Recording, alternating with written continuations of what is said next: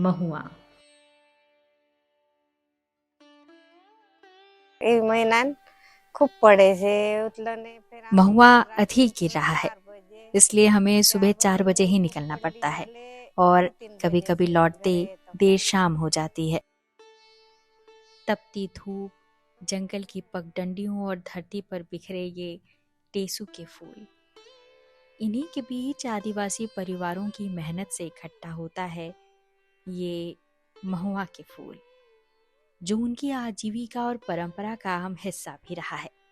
लेकिन इस तपती धूप के बीच वो अपने खान पान का भी ध्यान रखते हैं, क्योंकि उसे पता है कि जंगल से लौटते लौटते उन्हें देर हो जाएगी। इसलिए वो अपने साथ बासी चावल, टमाटर की चटनी और चापड़ा चटनी ले आता है, ताकि वो अपने आहार का ध्यान रख सके। और इस तरह धीरे धीरे ये महुआ की टोकरी भरती है। मूग भाजून खालन शुक्रे रहते रहो। फिर आगे लोग मने अच्छा होलो नहीं जानू काई के हो बार तरनु है खातरे जरत। 80 साल की सावित्री ठाकुर बताती हैं कि पहले डिलीवरी के बाद महुआ को भूंज कर खाया जाता था, जिससे महिलाएं काफी ताकत महसूस कर पाती थी। लेकिन अब ऐसा नहीं है। ये बेच लोग निर्वाण दुख दंड होए से असन दुखे सुसन नहीं हम मुस्लिम जो रास्ता गांव से शहर की ओर जाता है, वही रास्ता एक दिन थक कर इंसान को फिर गांव की ओर लौटा लाता है।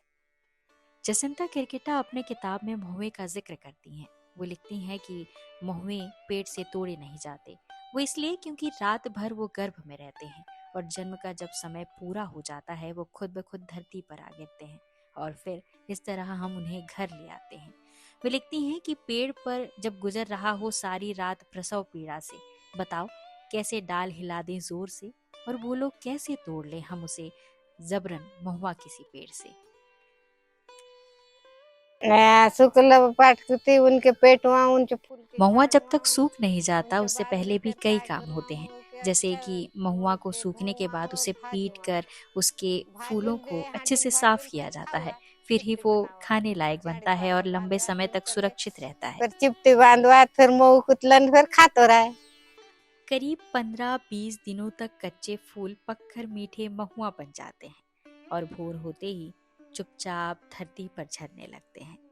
दिन भर की मेहनत से बटोरा गया महुआ फिर 3-5 दिनों तक धूप में सूखता है और फिर इस तरह वो खाने के लिए तैयार हो जाता है।